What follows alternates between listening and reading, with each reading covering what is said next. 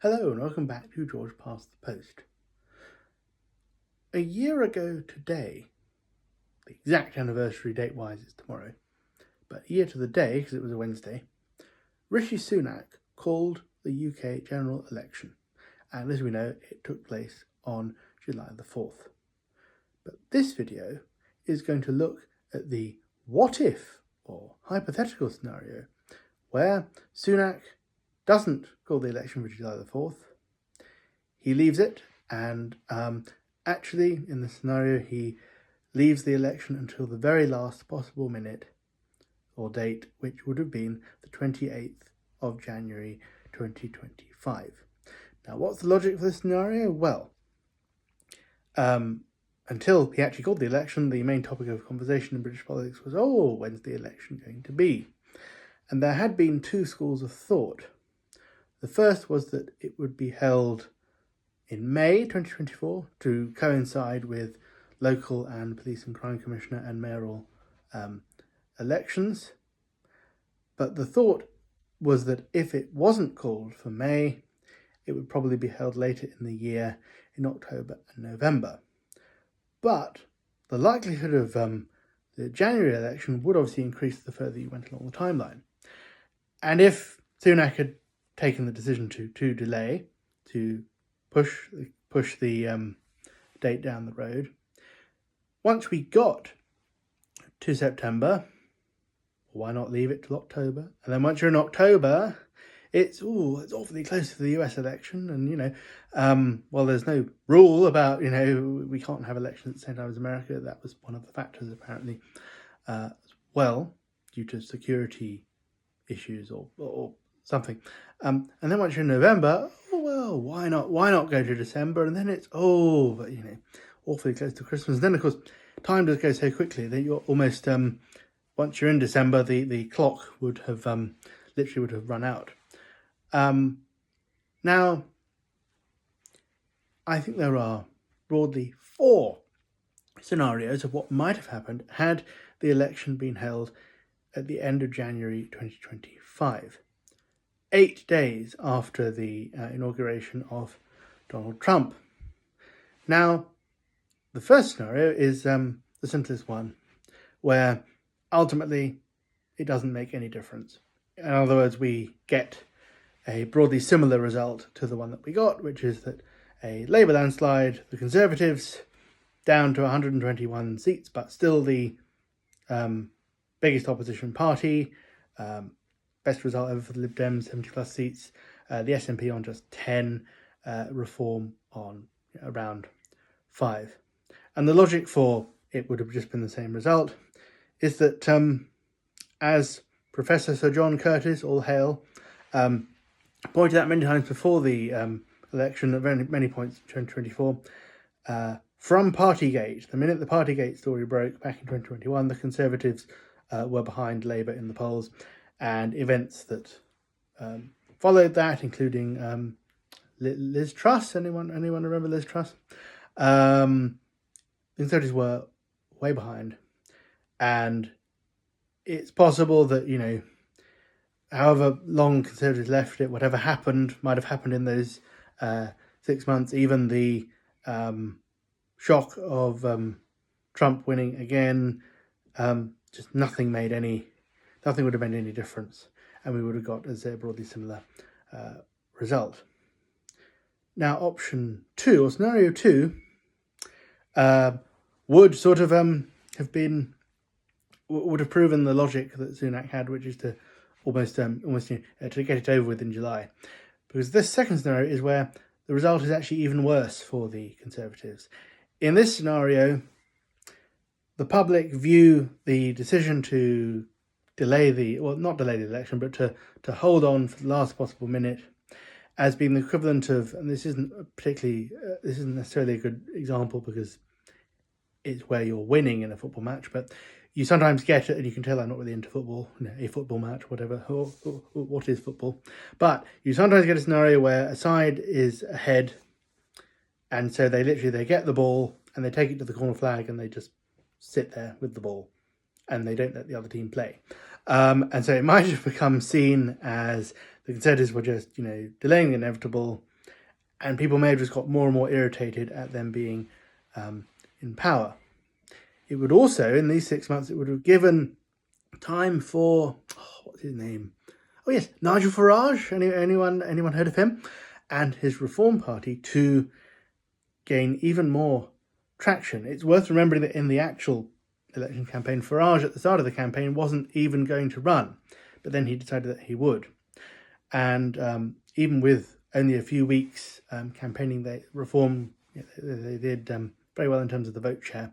If they've been given 6 more months to maybe strategize a bit more, select even more target seats, they may have won more seats, and more crucially, they may have gained even more votes, which would have potentially led to Labour winning even more seats, and the Lib Dems perhaps winning more seats as well. This scenario would potentially be the, not quite Canada 93, because I'm not sure there was ever quite a scenario where the Conservatives would get only 2 seats. But this would be the worst possible result for the Conservatives, where perhaps we would end up with Ed Davey as the leader of the opposition in this scenario, where you had a very fragmented opposition and still a big Labour majority. Option 3 for the election being held later is where you get a very hung parliament, shall we say, where despite Labour having been ahead for so long, what was it Macmillan said? Events, dear boy, events. Now in this scenario, Labour would still be the largest party, but they would fall short of a majority. And in this scenario, you might recall in the actual election there were, I believe, 5 or 6, apologies to if there was a 6th, 5 or 6 independents who stood on a pro Palestine platform, and they gained seats from Labour. Now, with another 6 months of time to, again, like I said with Reform in the previous scenario, to plan, perhaps pick even more seats to get more national traction, perhaps more of a national campaign rather than just focusing on specific areas. Perhaps there is then a scenario where, worth remembering, in the actual election, Labour only got nationally 33% of the vote. Perhaps in this scenario, as time goes on, they drop even further. They lose even more votes to people over the over Palestine. And in this scenario, you get a lot more of these independents.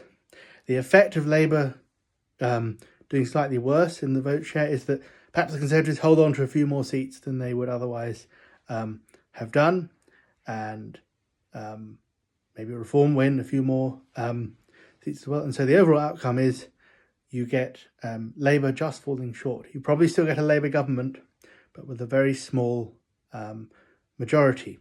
And in this scenario, of course, perhaps as the election gets closer, the Conservatives would have been able to say, in these uncertain times with President Trump, is this really the time for a new government or a left-wing government that might upset the Donald? Now, of course, it's worth remembering that yes, Trump was in office at the end of January, but we hadn't had the tariffs, for example.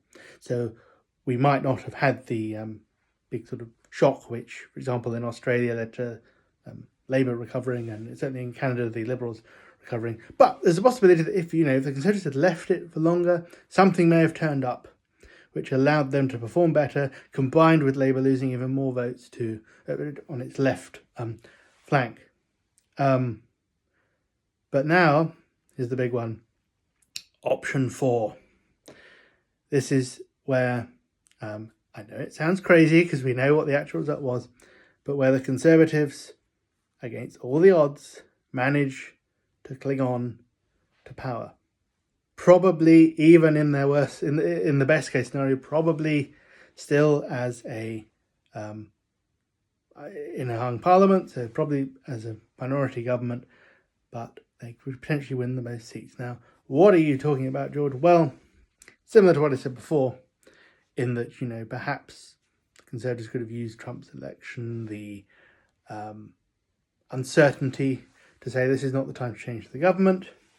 Perhaps some of the messaging that the Conservatives did use in the campaign, like, does anyone really know what Labour are going to do? That might have been more effective if it had longer to maybe to sink in. Maybe if and over time the Conservatives might have developed a better strategy, and perhaps the uncertainty over Trump might have led the Conservatives to be able to say, "Oh, are we really sure about voting for Nigel Farage in these circumstances?" And I know it's very much a hypothetical scenario, which is why it's the least plausible one, but you never know what is going to happen and how, in the world where the Conservatives were still in power, how people might have reacted maybe differently with an election looming. So those are the four scenarios to recap. One where there's no difference, we get a similar result anyway.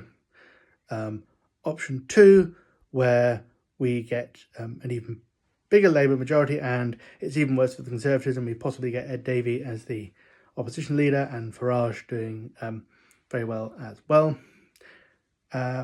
Option 3, where Labour are just short of a majority because they lose more votes to the left, and that also not only means they lose seats to their left, they allow the Conservatives to hold on to a few more.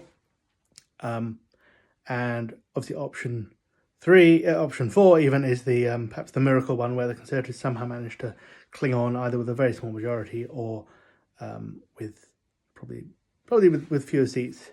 With less, without a majority. But they could somehow do it if they manage to successfully raise people's fears about the prospect of a Labour government, combined with the uncertainty of what's going on. So yes, what do we think of these scenarios? Are they plausible or completely implausible, or do they absolutely make no sense? This has been a fun 12 minutes. Well done for making it this far. And yeah, this was something a bit different. No mention of voting systems. Oh, wait, I just mentioned voting systems. But it's always fun to look at these what-if scenarios. The reason that I thought they might all be vaguely plausible is look at the actual election result that we got. There were so many seats that were so very close that it wouldn't have taken much of a swing in either direction for us either to have a hung parliament or an even better result for Labour and even worse for the Conservatives. So yeah, thank you for watching, and I'll see you next time. Goodbye.